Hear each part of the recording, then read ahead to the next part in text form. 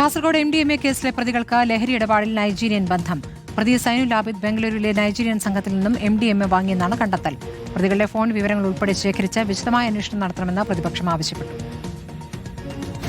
പ്രതികളുടെ ലഹരി ഇടപാടിനെക്കുറിച്ചുള്ള ഗൗരവമേറിയ വിവരങ്ങളാണ് ഓരോ ദിവസവും പുറത്തുവരുന്നത്. കേസിലെ പ്രതിയായ സൈനുൽ ആബിദ് ബംഗളൂരു മടിവാളയിലെ നൈജീരിയൻ സംഘത്തിൽ നിന്ന് MDMA വാങ്ങിയെന്നാണ് കണ്ടെത്തൽ. തുടർന്ന് മറ്റൊരു യുവതിയുടെ സഹായത്തോടെ ബസ്സിൽ ലഹരിമരുന്ന് എറണാകുളത്തെത്തിച്ചു. ശേഷം വിവിധ ജില്ലകളിൽ വിതരണത്തിനായി കൊണ്ടുപോവുകയായിരുന്നു. റിമാൻഡ് ചെയ്യുന്നതിന് മുമ്പ് പ്രതികളെ ചോദ്യം ചെയ്തപ്പോഴാണ് ഈ വിവരങ്ങൾ പോലീസിന് ലഭിച്ചത്.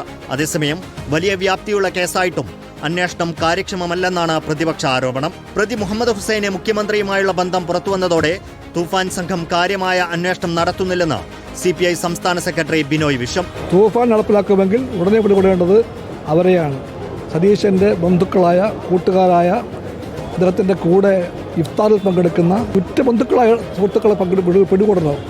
അവരെ പിടികൂടാതെ ജയ് തൂഫാൻ പറഞ്ഞാൽ അത് തട്ടിപ്പാണ്. പ്രതികളായ യൂത്ത് കോൺഗ്രസ് പ്രവർത്തകരുടെ വിദേശ യാത്രകളെക്കുറിച്ചുള്ള വിവരങ്ങളും പോലീസ് ശേഖരിച്ചു. റിപ്പോർട്ടർ കാസർഗോഡ്.